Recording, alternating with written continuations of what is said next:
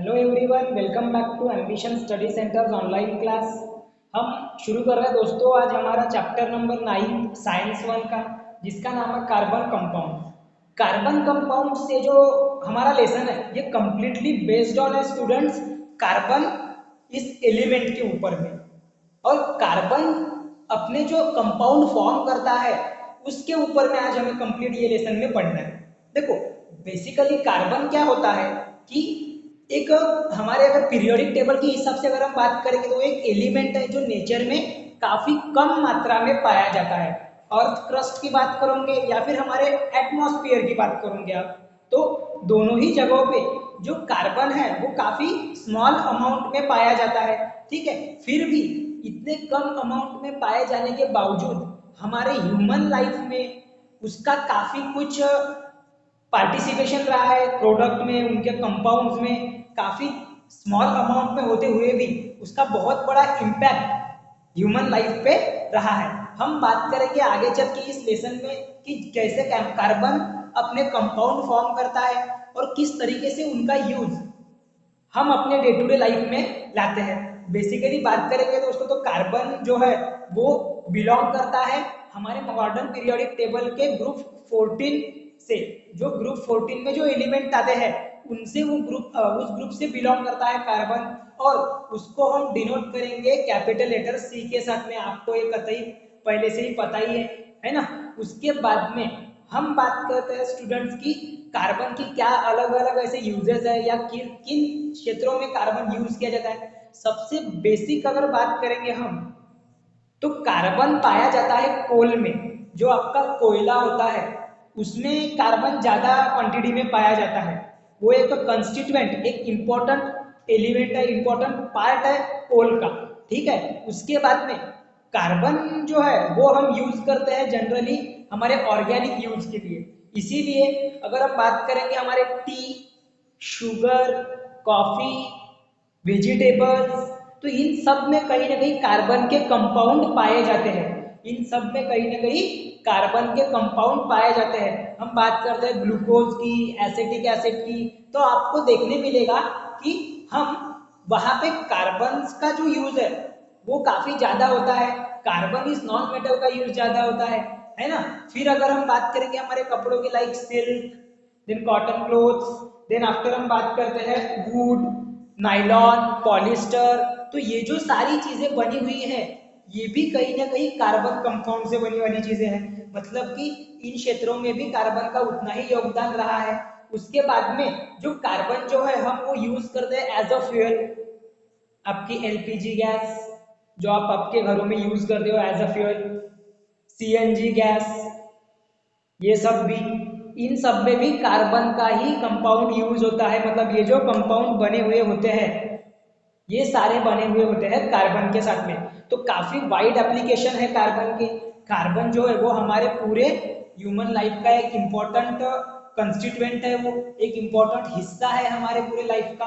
और अगर हम बात करते हैं हमारी ह्यूमन लाइफ की तो कहीं ना कहीं कार्बन का रिलेशन उसके साथ में होता ही है। अब हम एक जनरल आइडिया पढ़ लिए कार्बन की। अगर हम बात करते हैं कार्बन के बारे में और जानने के लिए तो हम शुरुआत करते हैं हमारा लेसन जो कि है कार्बन कंपाउंड। और शुरुआत में ही दिया हुआ है दोस्तों कि कैन यू रिकॉल, मतलब कि आप क्या रिकॉल कर सकते हो क्या। जैसे कि पहला क्वेश्चन आपको पूछा हुआ है what are the type of compounds. आपने प्रीवियस स्टैंडर्ड में पढ़े हो कि 9th स्टैंडर्ड में कंपाउंड्स किन टाइप के होते हैं। आपने दो प्रकार के कंपाउंड्स पढ़े थे, ऑर्गेनिक एंड इनऑर्गेनिक, है ना। आपने दो टाइप्स के कंपाउंड पढ़े थे, ऑर्गेनिक एंड इनऑर्गेनिक, जो नेचुरली ऑकरिंग है या सिंथेसाइज किए जाते हैं। ठीक है, सो अब ऑर्गेनिक और इनऑर्गेनिक के दो टाइप्स ऑफ कंपाउंड आपने पढ़े थे। ठीक है, उसमें से ऑर्गेनिक ये जो है वो कार्बन कंस्टिट्यूएंट एलिमेंट होते हैं उसमें। तो ऑर्गेनिक कंपाउंड के बारे में हम डेफिनेशन समझ लेते हैं। देखो क्या बोलता है ऑर्गेनिक कंपाउंड की definition, a compound which having carbon as a constituent element, ऐसा कंपाउंड जिसमें carbon as a constituent element, मतलब हर एक वो कंपाउंड जहां पे कार्बन का प्रेजेंस रहेगा ही रहेगा। Carbon having constituent compound element are called as organic compound, उनको कहा जाता है ऑर्गेनिक कंपाउंड। ऑर्गेनिक कंपाउंड की एक खासियत ये भी होती है कि वो हाइड्रोकार्बन्स होते हैं, मतलब कार्बन के साथ में हाइड्रोजन का मिक्सिंग होता है, वहां पर कॉम्बिनेशन होता है। क्या बोल रहा हूं मैं? ऑर्गेनिक कंपाउंड में खासियत ये होती है कि वो जनरली हर एक कार्बन कंटेनिंग कंपाउंड ऑर्गेनिक नहीं रहते। Organic compounds are those compounds which contain hydrogen carbon bonding, जिसमें हाइड्रोकार्बन्स होते हैं, जहां पे हाइड्रोजन और कार्बन की क्या होती है, बॉन्डिंग होती है।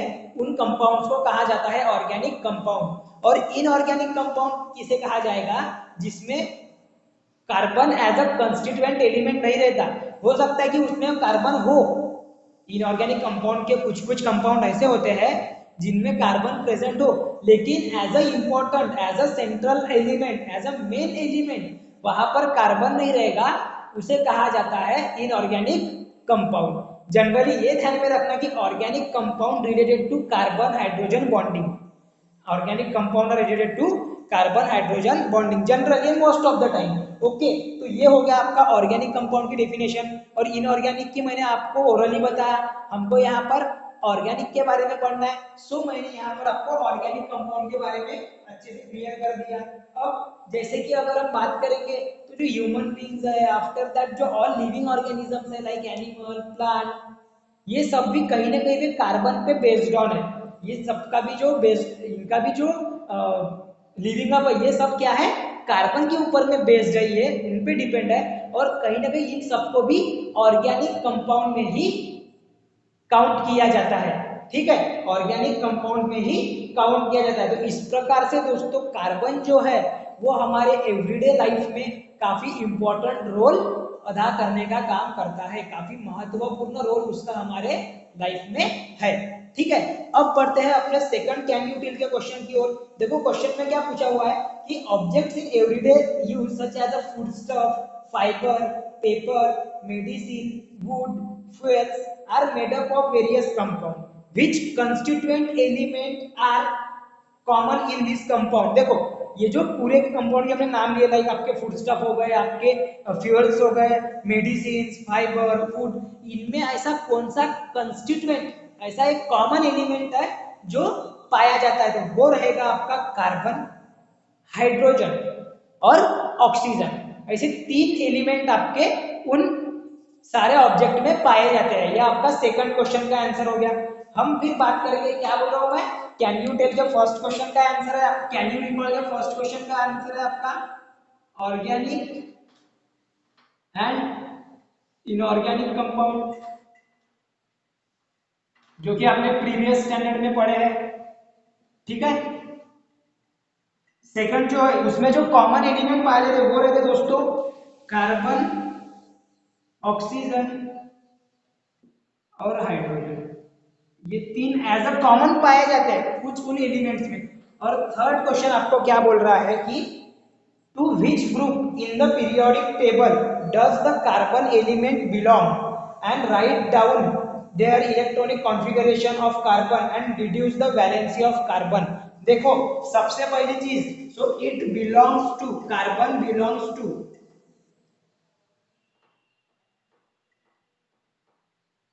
Carbon belongs to group 14 according to periodic table.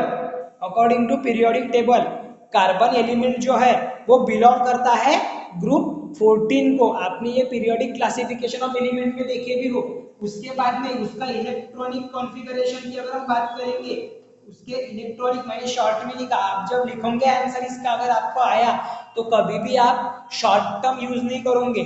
ठीक है, का इलेक्ट्रॉनिक कॉन्फ़िगरेशन जो है वो रहता है उसका 2 और 4। क्यों? Because it has a atomic number 6। उसका जो एटॉमिक नंबर है वो कितना रहता है 6, इसीलिए उसका जो इलेक्ट्रॉनिक कॉन्फ़िगरेशन है वो अकॉर्डिंग टू के एंड एल शेल 2 और 4 रहता। अब उसका आपको बोला है वैलेंसी निकालने, कार्बन की क्या निकालने बोले हैं, वैलेंसी। तो वैलेंसी देखो कैसे रिड्यूस करते हैं, ये सारी चीजें हमने पढ़े हैं, फिर भी हम रिवाइज कर रहे हैं। देखो वैलेंसी कैसे रिड्यूस करेंगे, सो इसका आउटर मोस्ट शेल लिखेंगे पहले। आउटर मोस्ट शेल में, कार्बन के आउटर मोस्ट शेल में कितने इलेक्ट्रॉन्स प्रेजेंट है, 4 इलेक्ट्रॉन्स प्रेजेंट है।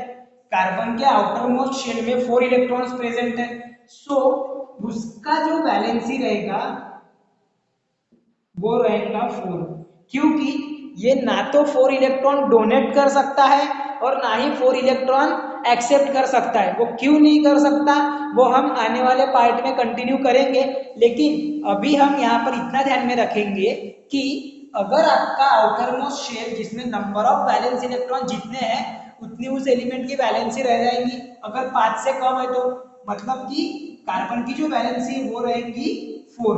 क्यों? क्योंकि इसके आउटर मोस्ट शेल में 4 इलेक्ट्रॉन प्रेजेंट है और वो अपने 4 इलेक्ट्रॉन डोनेट भी नहीं कर सकता, एक्सेप्ट भी नहीं कर सकता, लेकिन उसको इनर्ट गैस इलेक्ट्रॉनिक कॉन्फ़िगरेशन हासिल करने के लिए 4 इलेक्ट्रॉन की जरूरत है, सो वो उसकी वैलेंसी बन जाएगी। मतलब उसकी ऑक्टेट कंप्लीट होने के लिए कार्बन की ऑक्टेट कंप्लीट होने के लिए there is a 4 electrons are required, 4 electrons वहां पर रिक्वायर्ड है, या फिर वो 4 इलेक्ट्रॉन को शेयर भी कर सकता, इसलिए वहां पर क्या बनेंगे 4 उसकी वैलेंसी रहेगी किसकी, कार्बन की। तो ये हो गए दोस्तों आपके कैन यू रिकॉल के पहले 3 क्वेश्चन के आंसर। अब आपका जो स्टार्टिंग का पैराग्राफ है उसमें आपको जनरली जो मैंने अभी तक के आपको बताया वही बताया हुआ है, लाइक कि हमने प्रीवियस स्टैंडर्ड में पढ़े थे organic compound non inorganic compound क्या होते हैं, फिर उसमें से भी हमने देखे थे कि जो मटेरियल्स है जिनमें मेटल और glass oil several other materials है फूड स्टफ वगैरह उन सब में ऑर्गेनिक कंपाउंड से बने हुए होते हैं, वो सब बताया हुआ है आपको। 200 साल पहले की अगर हम बात करेंगे तो जो यूरिया वगैरह जो कंपाउंड है वो जो है वो डायरेक्टली ऑर्गेनिज्म से हमें मिलते थे, जो ऑर्गेनिक या फिर इनऑर्गेनिक कंपाउंड्स है वो डायरेक्टली आपको एनिमल्स वगैरह हो गया या ऑर्गेनिजम्स के थ्रू मिल जाते थे। ऐसा 200 साल पहले का अगर हम वो देखेंगे इतिहास तो वहां पर आपको बोला गया है।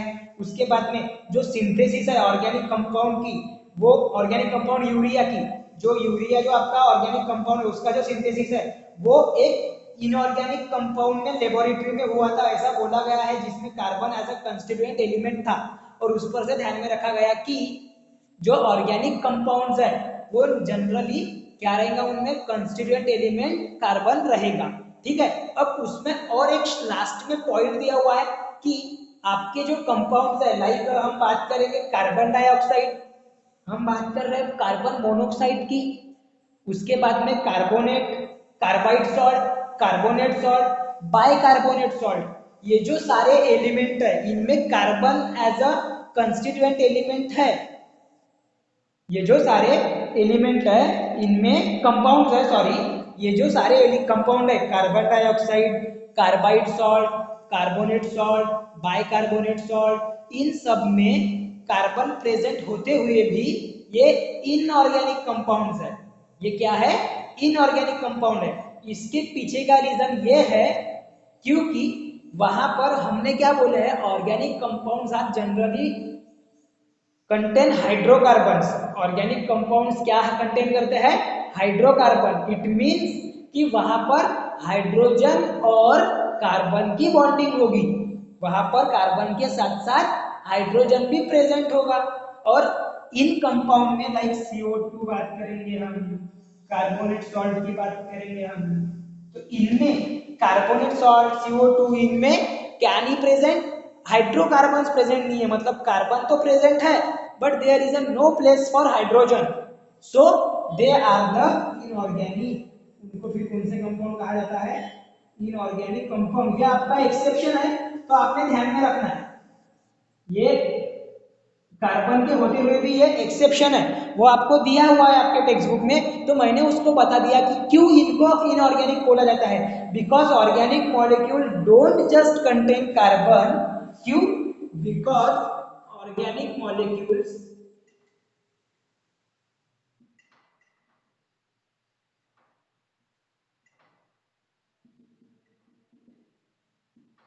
don't just contain carbon but also contain hydrogen।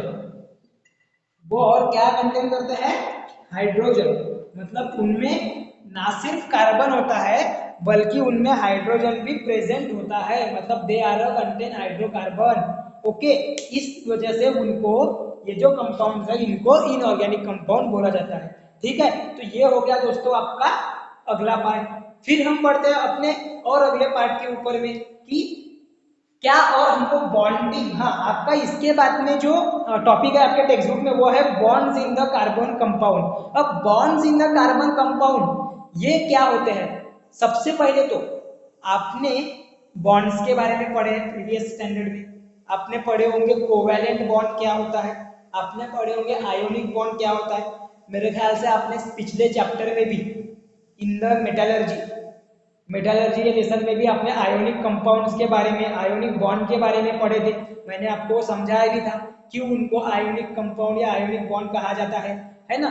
और हम यहाँ पर पढ़ेंगे कि कार्बन के साथ में कैसी बॉन्डिंग होगी। तो जनरली मैं बताता हूँ कि जो कार्बन होते हैं उनमें होती है कोवैलेंट बॉन्डिंग, वो मैं बताऊंगा पूरा एक एक करके कि कोवैलेंट बॉन्डिंग किस तरीके से होती है, कैसे उनमें इलेक्ट्रॉन्स का शेयरिंग होता है। लेकिन फिलहाल हमको ये ध्यान में रखना है कि कार्बन जो है वो कोवैलेंट बॉन्ड तैयार करते हैं। ठीक है, तो आपको कैन यू टेल ये क्वेश्चन पूछा हुआ है, कैन यू टेल ये क्वेश्चन पूछा, कैन यू टेल में आपको 3 क्वेश्चंस पूछे हुए हैं, उनको हम पहले रिवाइज कर देते हैं। ठीक है, देखो what is meant by chemical bond, chemical bond किन्हें कहा जाता है?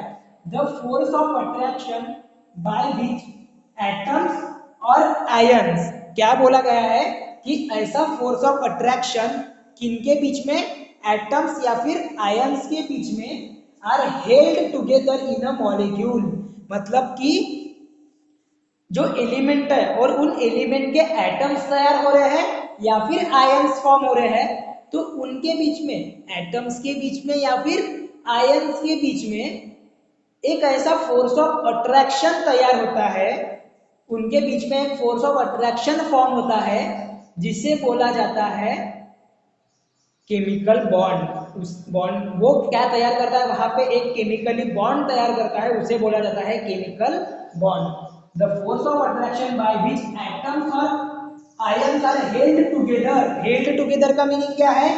एक दूसरे के साथ में बंधे रहना, जुड़ के रहना। ठीक है, they are held together in a molecule, एक मॉलिक्यूल के अंदर में वो जुड़ के रहते, is called as chemical bond, उसे क्या कहा जाएगा?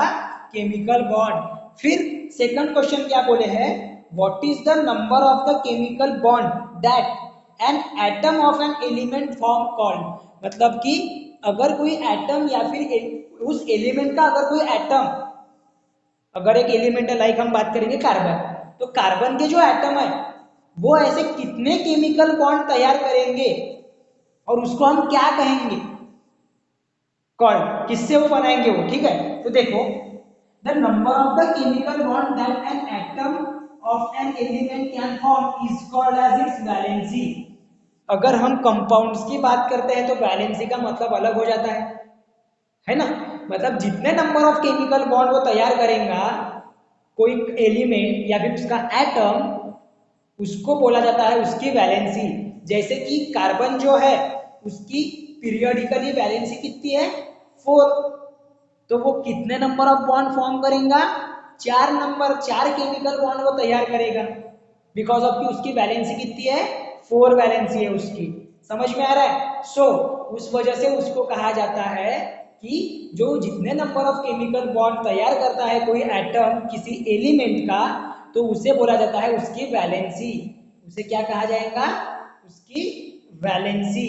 ओके, तो the number of the chemical bond that the number of the chemical bonds that an atom of an element can form is called its valency. Example हम बात करेंगे तो carbon form the 4 bond because it has the valency 4, उसकी valency कितनी है? 4। Then third question should be asked कि what are the 2 important types of chemical bond, कितने types of chemical bond होते हैं? सो there are 2 types of chemical bond, first one is ionic bond, second one is covalent bond। पहला जो है वो है आपका आयोनिक बॉन्ड। अब आयोनिक बॉन्ड किसे कहेंगे? आयोनिक बॉन्ड किसे कहेंगे? हमने पिछले चैप्टर में पढ़े हैं फिर भी रिवाइज कर रहे हैं। मतलब कि आयोनिक बॉन्ड किसे कहेंगे? It is the combination of ions that is positively and negatively charge. ठीक है, पॉजिटिवली चार्ज और नेगेटिवली चार्ज के जो आयंस है उनका कॉम्बिनेशन बन के क्या तैयार होता है वहां पे, आयोनिक बॉन्ड। और वही अगर हम बात करेंगे कोवैलेंट बॉन्ड की, तो कोवैलेंट बॉन्ड मैं आपको पूरा डीप में आज समझाऊंगा, लेकिन कोवैलेंट बॉन्ड जो है वो फॉर्म होते हैं by the mutual sharing of atoms. क्या होते हैं यहाँ पर, तो आयंस फॉर्म होते ही नहीं सबसे पहली बात तो जो कोवैलेंट बॉन्ड है वो किस वजह से फॉर्म होते हैं, by the sharing of electrons by an atom. So हम लिखेंगे कोवैलेंट बॉन्ड फॉर्म होंगे sharing of electrons by atom, मतलब किसी एटम के द्वारा जब इलेक्ट्रॉन शेयर किया जाता है, किसी एटम के थ्रू जब इलेक्ट्रॉन शेयर किए जाते हैं अपने आउटर मोस्ट शेल में से, तो उसे बोला जाता है कोवैलेंट बॉन्ड। तो वो क्या ओवरलैप होते हैं एक दूसरे के ऊपर में, वो जो दोनों भी एटम्स है वो होते हैं ओवरलैप एक दूसरे के ऊपर में, तो वहां पर वो होता है कोवैलेंट बॉन्ड फॉर्म होता है। वहां पर क्या फॉर्म होता है, कोवैलेंट बॉन्ड। और डीप में और अच्छे से पढ़ेंगे, लेकिन अभी के लिए आपको ध्यान में रखना है क्योंकि हमने यहाँ पर बोले कि there are two types of bond which are ionic and covalent. तो कोवैलेंट जो है जनरली कार्बन शो करता है, इसकी वैलेंसी 4 रहती है। ठीक है, एंड कॉम्बिनेशन ऑफ आयंस मतलब कि आयोनिक बॉन्ड। ठीक है, अब आपके टेक्स्ट बुक में कुछ पॉइंट्स दिए हुए हैं, जैसे कि आपने प्रीवियस क्लास में पढ़ा था, जो आयोनिक बॉन्ड होते हैं उनका मेल्टिंग और बॉइलिंग पॉइंट हाई होता था। और वो हम बात करेंगे कार्बन के कंपाउंड की, तो इनका जो मेल्टिंग और बॉइलिंग पॉइंट है ये लो रहता, लोअर देन 300 डिग्री रहता, क्योंकि इनमें आयोनिक बॉन्ड फॉर्म नहीं होता, इनमें कोवैलेंट बॉन्ड फॉर्म होता जो इजीली ब्रेक हो सकता। देखो, melting or boiling point of carbon compound are formed to be lower than 300 degree Celsius. जो मेल्टिंग और बॉइलिंग पॉइंट है कार्बन कंपाउंड्स का, वो क्या देखा गया है जब एक्सपेरिमेंट किए गए, जब स्टडी की गई कार्बन कंपाउंड की, तो ये हमने डायरेक्टली नहीं बोले ना 300 डिग्री कम होता है, उसको एक्सपेरिमेंट करके उसको पहले मेल्ट किया गया उनके कंपाउंड को, फिर देखा गया कि उनको ब्रेक करने के लिए कितना डिग्री सेल्सियस लग रहा है टेम्परेचर, और फिर उस पर से उन्होंने बताया, वो देखा गया कि melting and boiling point of carbon compounds are found to be lower than 300 degree Celsius.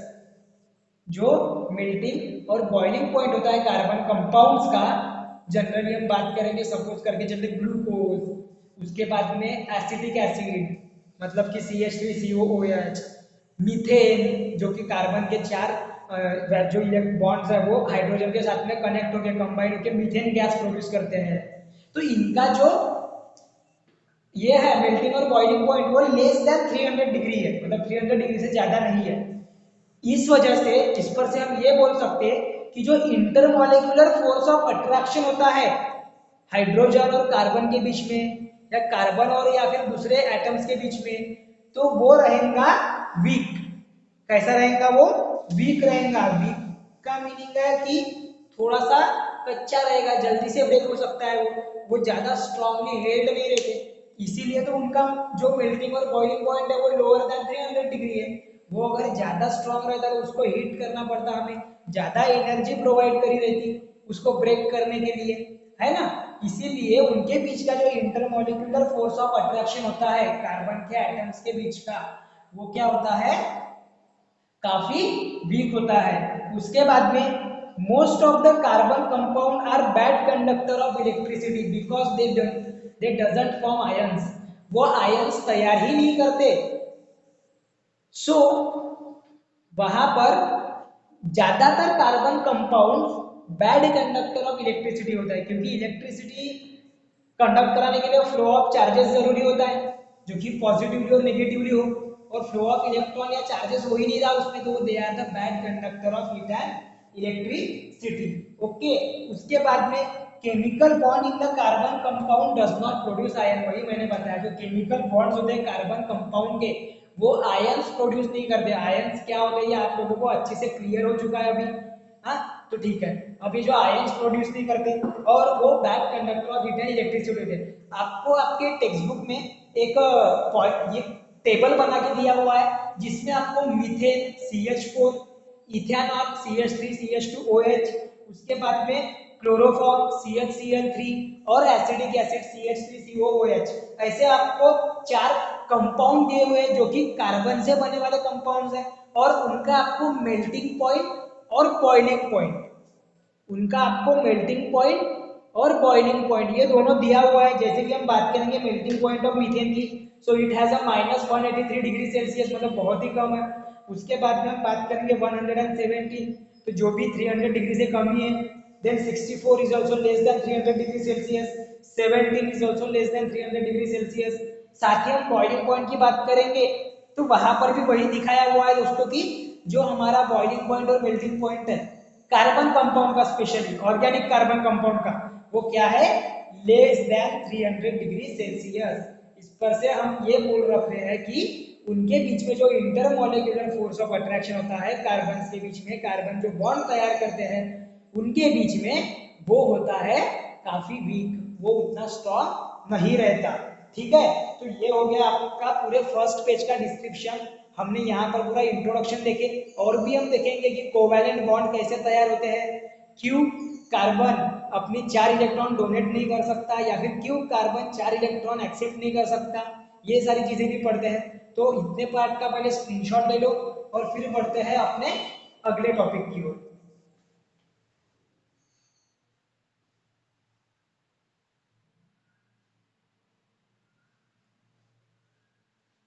मैं समझता हूँ अभी आप सभी को जो इंट्रोडक्टरी पार्ट था कार्बन का वो आपको समझ में आ गया और उसके कंपाउंड का भी। अभी हम शुरुआत करते हैं, बढ़ते हैं आगे। देखो आपने पिछले स्टैंडर्ड में भी और पिछले लेसन्स में भी, लाइक हम बात करेंगे पीरियोडिक क्लासिफिकेशन ऑफ एलिमेंट की, तो वहां पर भी आपने एलिमेंट के इलेक्ट्रॉनिक कॉन्फ़िगरेशन और उसकी वैलेंसी, इन दोनों के बीच में रिलेशनशिप आपने अच्छे से पढ़े थे। क्या होता है कि टू अटेन और to achieve noble gas configuration of an element, other element share, donate और accept electrons from their outermost shell. ऐसा हमने देखे थे कि अगर कोई एलिमेंट है जिनके आउटर मोस्ट शेल में जितने नंबर ऑफ इलेक्ट्रॉन्स होंगे तो वो क्या करेंगे, इलेक्ट्रॉन को एक्सेप्ट करेंगे या फिर डोनेट कर देंगे, लॉस्ट कर देंगे, डोनेट करने का ये मीनिंग, या फिर वो शेयरिंग करेंगे to attain to achieve noble gas electronic configuration. और नोबल गैस इलेक्ट्रॉनिक कॉन्फ़िगरेशन इसलिए वो अचीव करना चाहते हैं because they have the property of greater stability, उनमें ज्यादा स्टेबिलिटी प्रेजेंट होती है नोबल गैसेस में। वो अपनी ऑक्टेट, जो रूल हमने पढ़े थे ऑक्टेट रूल, वो ऑक्टेट अपनी कंप्लीट करते हैं वो, मतलब कि मैक्सिमम 8 इलेक्ट्रॉन इनके आउटर मोस्ट शेल में होना चाहिए। और वो पाने के लिए एलिमेंट्स एक तो अपने इलेक्ट्रॉन लॉस्ट कर देते हैं या फिर गेन करते हैं, दैट इज एक्सेप्ट, या फिर शेयरिंग करते हैं। अब हम पढ़ रहे हैं हमारा चैप्टर नंबर 9 जो कि है पूरा पूरा बेस्ड ऑन कार्बन पे। तो अब यहाँ पर हम किसके बारे में देखेंगे, about the electronic configuration, carbon के इलेक्ट्रॉनिक कॉन्फ़िगरेशन के बारे में देखेंगे। अब कार्बन का जो इलेक्ट्रॉनिक कॉन्फ़िगरेशन है स्टूडेंट्स, ये कुछ ऐसा होता है कि उसके आउटर मोस्ट शेल में 4 इलेक्ट्रॉन्स आते हैं बिकॉज ऑफ की उसका जो एटॉमिक नंबर है वो है 6। सो कार्बन के जो आउटर मोस्ट शेल में इलेक्ट्रॉनिक कॉन्फ़िगरेशन है वो आता 4 इलेक्ट्रॉन्स का। वैलेंस नंबर ऑफ इलेक्ट्रॉन कितने हो जाते हैं उसके, 4। ठीक है, अब कार्बन क्या करेगा, खुद स्टेबल होने के लिए एक तो अपने 4 इलेक्ट्रॉन डोनेट करेगा या फिर 4 इलेक्ट्रॉन एक्सेप्ट करेगा। अगर डोनेट करता है तो उसका इलेक्ट्रॉनिक कॉन्फ़िगरेशन इक्वल टू आ जाएगा हीलियम, अगर लॉस्ट करता है तो। अगर गेन करता है मतलब एक्सेप्ट करेगा तो उसका इलेक्ट्रॉनिक कॉन्फ़िगरेशन आ जाएगा एज इक्वल टू नियॉन, है ना। तो कार्बन को अपने इलेक्ट्रॉनिक कॉन्फ़िगरेशन पाने के लिए एक तो लॉस्ट करना पड़ेगा या फिर गेन करना पड़ेगा। ठीक है, तो अभी देखते हैं कि वो लॉस्ट करता है या गेन करता है, पहले समझते हैं उसके पीछे का रीजन। जनरली हमने पहले ही बोले थे कि मैक्सिमम 4 इलेक्ट्रॉन्स कोई भी एटम या फिर कोई भी एटम का वैलेंस शेल डोनेट या फिर एक्सेप्ट नहीं कर सकता, बिकॉज ऑफ कि उस पर न्यूक्लियर चार्ज जो है वो बढ़ जाता है। तो वो क्यों नहीं कर पाता, उसके पीछे का रीजन जानने की कोशिश करते हैं। और दूसरी चीज, फिर वो किस तरीके से अपना इलेक्ट्रॉनिक कॉन्फ़िगरेशन हासिल करता है वो हम देखेंगे, मतलब कौन सा रास्ता उसके लिए बेटर रहेगा कार्बन के लिए। ठीक है, तो हम चलो समझते हैं उसको। सबसे पहले हम यहाँ पर समझेंगे कि ये कोवैलेंट बॉन्ड क्या होते हैं। मैंने पहले ही आपको बताया कोवैलेंट बॉन्ड के बारे में हमें पढ़ना है। सो यहाँ पर पहले कोवैलेंट बॉन्ड क्या होते हैं वो समझ लेते हैं।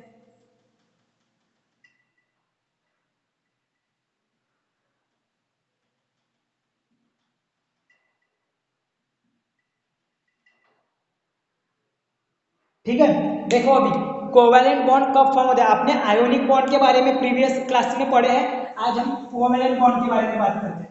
The covalent bond form by the sharing of electrons, बहुत ही इंपॉर्टेंट वर्ड है ये वाला, कि कोवैलेंट बॉन्ड कब तैयार होते हैं, शेयरिंग ऑफ इलेक्ट्रॉन्स, जो कि आपने क्लास नंबर 9 में ही पढ़े हो कि जब कोई दो एटम जब कोई दो एटम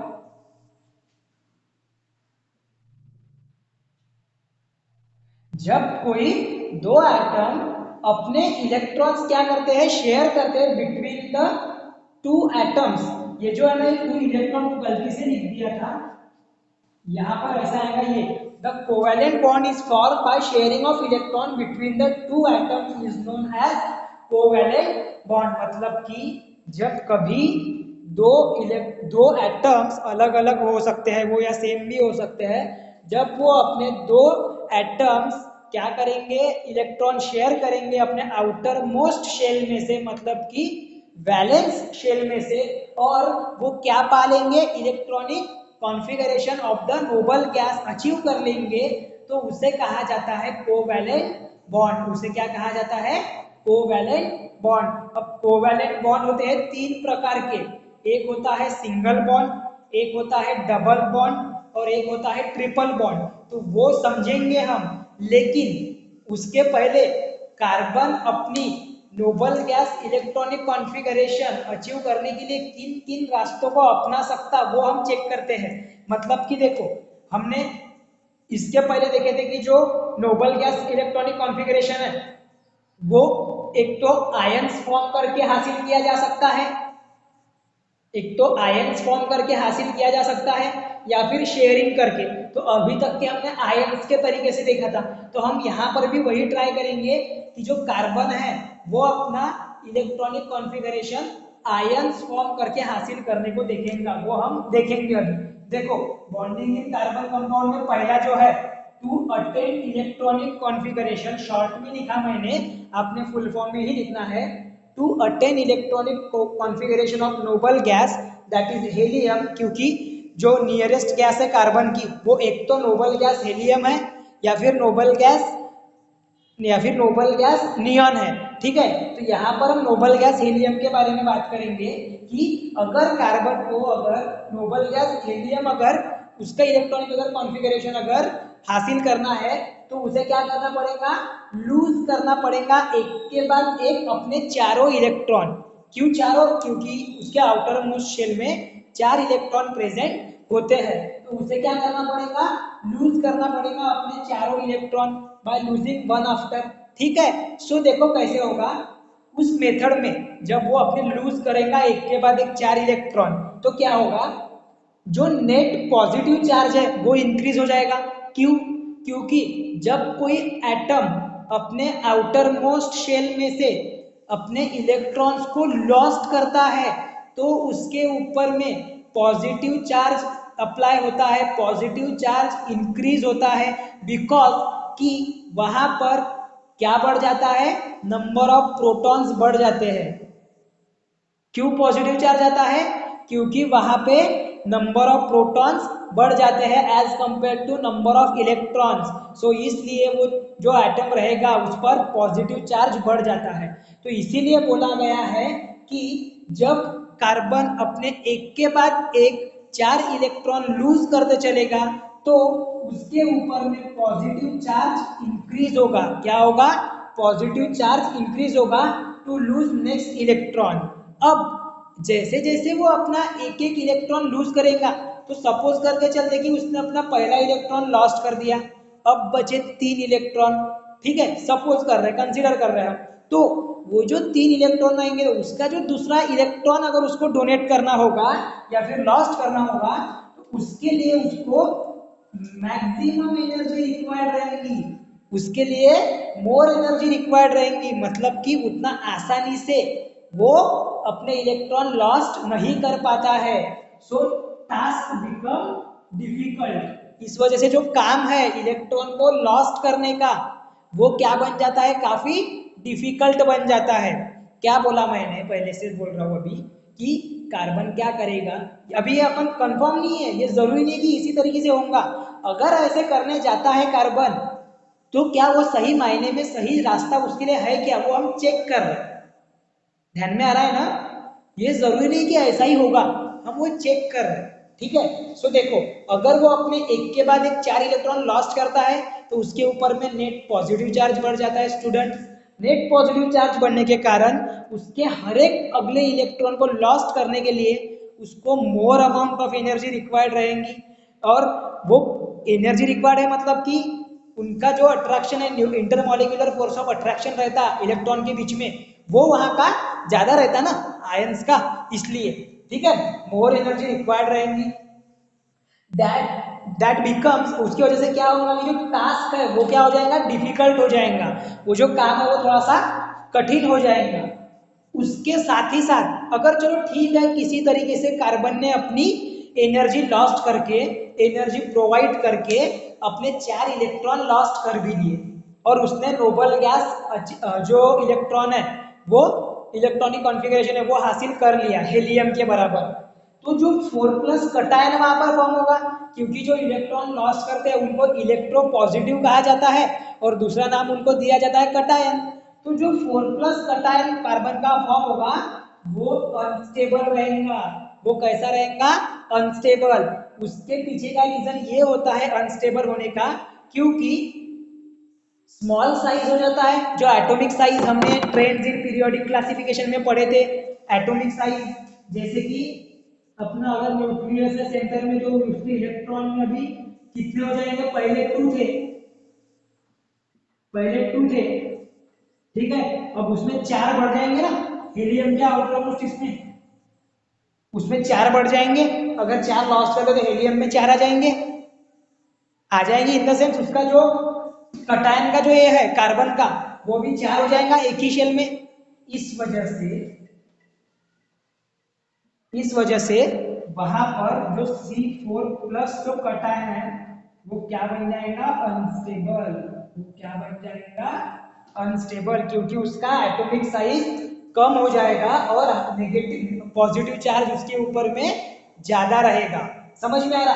तो इन सब कारणों के वजह से, because of this all reason, carbon atom does not take this route to attain. Attain means हासिल करना, अचीव। उसका दूसरा मीनिंग क्या होता है? अचीव, हासिल करना। To attain noble gas electronic configuration, मतलब इस तरीके से by losing one an electron, by losing its all 4 electron from outermost orbit, outermost shell, it cannot achieve its electronic configuration, that is stable electronic configuration. That's why carbon atom does not attain this route to achieve the electronic configuration. तो पहला जो हमने assumption लगाए थे कि अपना positive ion form करके carbon electronic configuration हासिल कर लेगा और वो स्टेबल बन जाएगा, ये सही नहीं है। फिर आते हैं सेकंड इस पे। सेकंड क्या है? To attain the stable configuration of neon. अब हेलियम के लिए तो वो पॉसिबल नहीं था भैया, तो फिर आ गए हम नियॉन गैस की तरफ कि किसी तरीके से अपने 4 इलेक्ट्रॉन एक्सेप्ट करके किसी दूसरे एटम से अपने 4 इलेक्ट्रॉन एक्सेप्ट करके अपने ऑक्टेट कंप्लीट कर ले, ठीक है, क्योंकि उसके आउटर मोस्ट शेल में 4 तो थे ही, और 4 अगर ऐड कर दिया उसने तो 8 इलेक्ट्रॉन बन जाएंगे। तो ये जो 4 है वो एक्सेप्ट करके अपना इलेक्ट्रॉनिक कॉन्फ़िगरेशन हासिल कर लेते हैं। ऐसा उसका अगर मूड बना तो देखते हैं वो रास्ते पे क्या अड़चने आएंगी।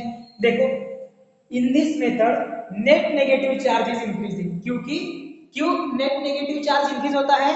क्योंकि जब हम इलेक्ट्रॉन को एक्सेप्ट करते हैं कोई एटम के द्वारा, जब कोई एटम अपने इलेक्ट्रॉन एक्सेप्ट करता है तो उसके ऊपर में नंबर ऑफ इलेक्ट्रॉन बढ़ जाते हैं, मतलब कि जो नेगेटिव चार्ज होता है इलेक्ट्रॉन्स का वो बढ़ जाता है।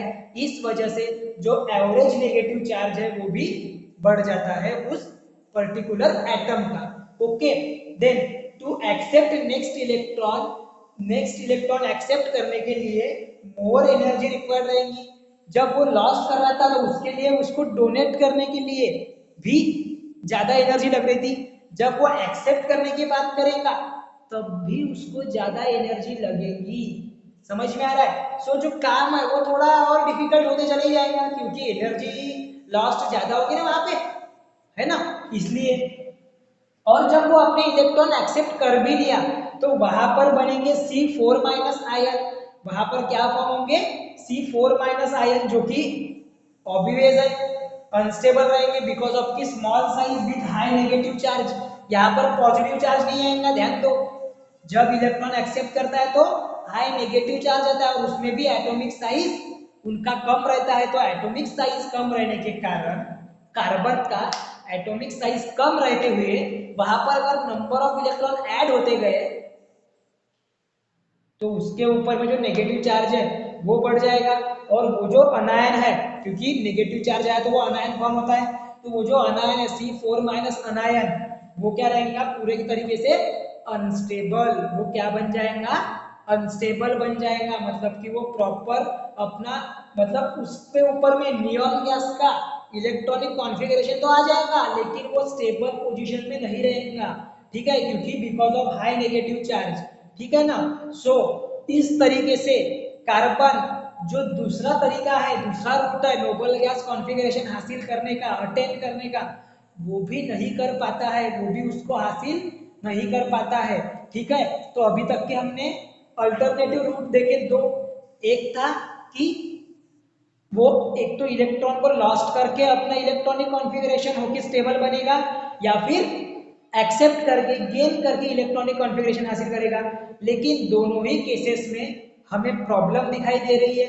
हमें ये समझ में आ रहा है कि अगर वो एक्सेप्ट करता है इलेक्ट्रॉन तो नेट नेगेटिव चार्ज बढ़ने के कारण वो हाईली अनस्टेबल रहता है, उसका जो अनायन फॉर्म होगा वो हाईली अनस्टेबल रहेगा बिकॉज ऑफ नेगेटिव चार्ज। ध्यान से सुनो कि अगर कार्बन के ऊपर में नेगेटिव चार्ज बढ़ गया तो उसका जो अनायन वहां पर फॉर्म होगा C4 माइनस आयन, उस पर नेगेटिव चार्ज ज्यादा हो जाने के कारण वो हाईली अनस्टेबल रहेगा। और अगर हम बात करेंगे लॉस्ट करने की तो वो कटायन फॉर्म करेगा, लेकिन वहां पर पॉजिटिव चार्ज बढ़ जाने के कारण उसके ऊपर में जो पॉजिटिव चार्ज है वो बढ़ जाएगा, साइज स्मॉल हो जाएगा और वो भी अनस्टेबल ही रहेगा। स्टेबल होने के लिए नेट नेगेटिव और नेट पॉजिटिव चार्ज इक्वल होना चाहिए, ठीक है, प्रॉपर होना चाहिए, ठीक है ना। सो अब तीसरा जो तरीका है वो है शेयरिंग का। हमने पढ़े थे ना कि 3 तरीके से इलेक्ट्रॉनिक कॉन्फ़िगरेशन अचीव कर सकते हैं एटम्स। कौन से? एक तो लॉस्ट करके, या तो शेयर करके, या तो गेन करके, या फिर तीसरा ऑप्शन है शेयर करके। तो चलो पढ़ते हैं अभी। जब वो अगर वो अपने 4 इलेक्ट्रॉन शेयर करेगा, मतलब कि किसी को एक्सेप्ट नहीं करेगा, वो बोलेगा कि चलो तुम भी अपने 4 इलेक्ट्रॉन लाओ, मैं भी अपने 4 इलेक्ट्रॉन लाता हूं, ठीक है। इस तरीके से शेयरिंग करना।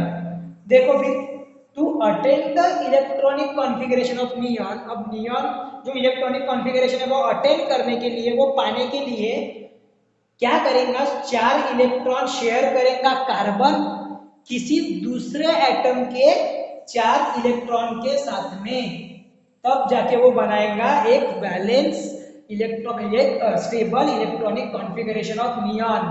ठीक है, देखो फिर इस मेथड में क्या होगा, तो in this method two atom share valence electron with each other. इस मेथड में क्या होता है कि दो एटम्स अपने इलेक्ट्रॉन्स शेयर करते हैं एक दूसरे के साथ में।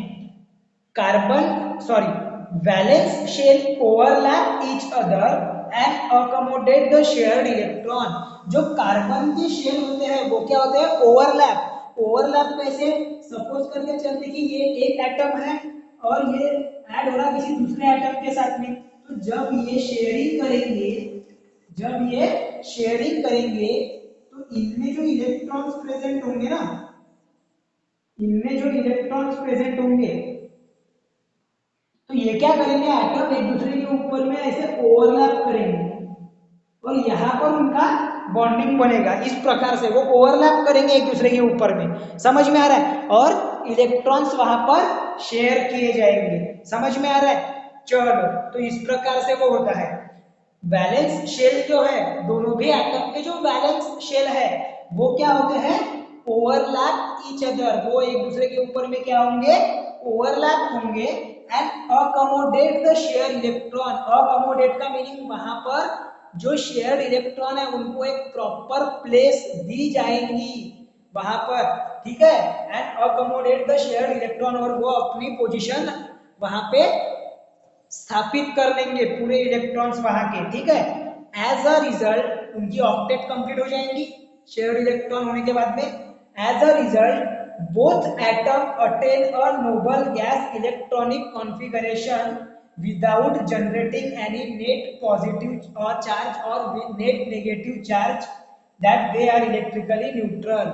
अब ये पॉइंट क्या बोल रहा है कि जब वो शेयर करेंगे इलेक्ट्रॉन तो उसका रिजल्ट ये आएगा, उसका ये हमें रिजल्ट मिलेगा, नतीजा मिलेगा कि दोनों भी एटम्स अपने नोबल गैस इलेक्ट्रॉनिक कॉन्फ़िगरेशन हासिल कर लेंगे। अब वो कैसे, तो देखो मैं आपको एक सिंपल सा एग्जांपल देता हूं मीथेन का।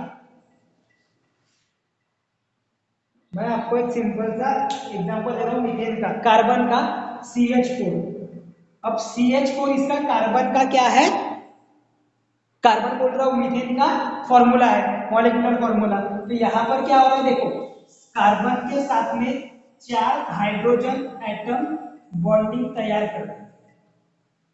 कार्बन के साथ में 4 हाइड्रोजन एटम बॉन्डिंग कर रहे हैं। 4 इलेक्ट्रॉन्स है कार्बन के और 1 इलेक्ट्रॉन रहता हाइड्रोजन का। ये डॉट जो शो कर रहा है इसका मीनिंग है कि हाइड्रोजन के पास में 1 वैलेंस इलेक्ट्रॉन है और कार्बन के पास में 4 है। तो यहां पर क्या हो रहा है, 4 हाइड्रोजन के एटम क्या हो रहा है, कंबाइन हो रहे हैं एक कार्बन के एटम के साथ में जिसके पास में 4 इलेक्ट्रॉन है।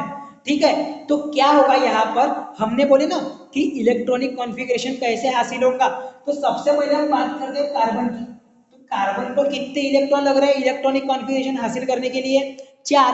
तो वो शेयर करेंगे अपने चारों इलेक्ट्रॉन इस हाइड्रोजन के साथ में, तो उसकी वैलेंसी हो गई सेटिस्फाई, मतलब कि उसका जो ऑक्टेट है वो हो गया कंप्लीट। देखो पहले से 4 थे और 4 उसने क्या कर दिया, हाइड्रोजन के साथ में शेयर कर दिया, तो उसकी ऑक्टेट हो गई कंप्लीट, मतलब उसका आ गया नियॉन के साथ में इलेक्ट्रॉनिक कॉन्फ़िगरेशन। अब बात करते हैं हाइड्रोजन की। हाइड्रोजन को अगर बैलेंस होना है तो उसको हेलियम, जो जिसका इलेक्ट्रॉनिक कॉन्फ़िगरेशन है 2, ये लाना पड़ेगा हाइड्रोजन को। और हाइड्रोजन के पास में 1 इलेक्ट्रॉन बैलेंस है, तो वो क्या करता, हर एक इलेक्ट्रॉन के साथ में कार्बन के अपना बॉन्ड बनाता है। हर एक इलेक्ट्रॉन के साथ में कार्बन के अपना एक बॉन्ड तैयार करता है, और पहले से 1 इलेक्ट्रॉन था और 1 इलेक्ट्रॉन उसने शेयर कर दिया, तो वो भी हो जाता है हाईली स्टेबल, वो भी क्या बन जाता है, स्टेबल।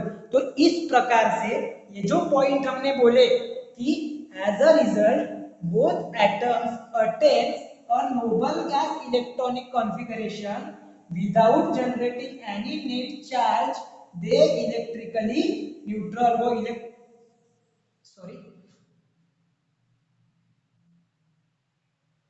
हाँ ठीक है, वो इलेक्ट्रिकली न्यूट्रल होते हैं। वो क्या होते हैं? Electrically neutral.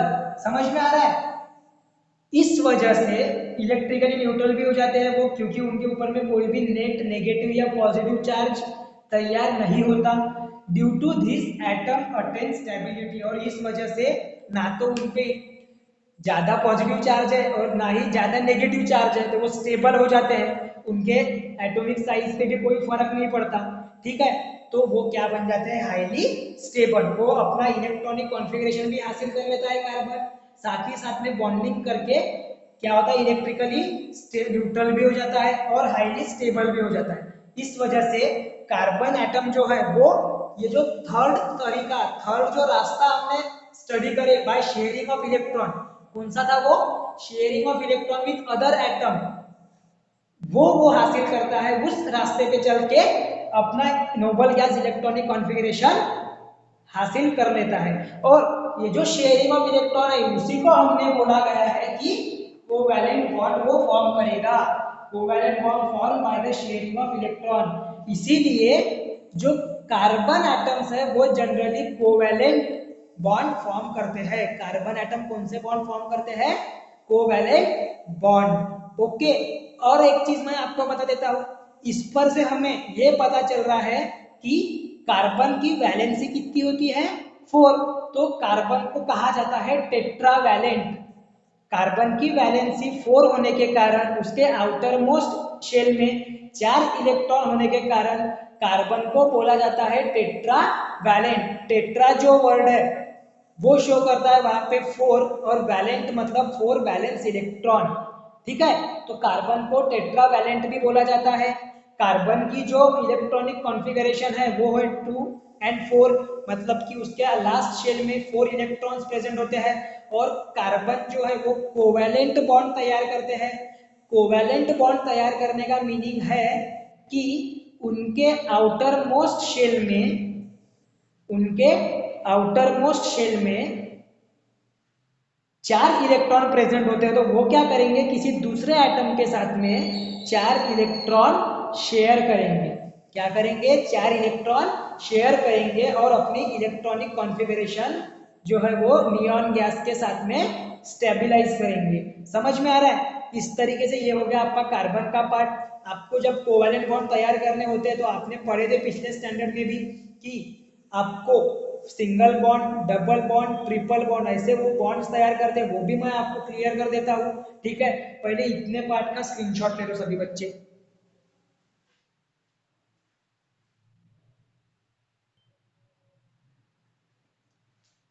तो स्टूडेंट, अभी जो आपने आज के क्लास में जितना भी पढ़े पूरा बेसिक था आपका। मैं समझता हूँ आप सभी को ये पूरा समझ में भी आ गया है। ठीक है, अब बात रही कोवैलेंट बॉन्डिंग की, तो कैसे वो single bond, double bond, triple bond form होते हैं। अब कार्बन से रिलेटेड ही नहीं, जनरली सिंगल बॉन्ड क्या होता है, डबल बॉन्ड क्या होता है, ट्रिपल बॉन्ड क्या होता है, वो हम पढ़ेंगे अगले क्लास में। और साथ ही साथ में बढ़ेंगे कार्बन के कुछ और प्रॉपर्टीज की ओर। तो आज के लिए इतना, मिलेंगे अगले क्लास में।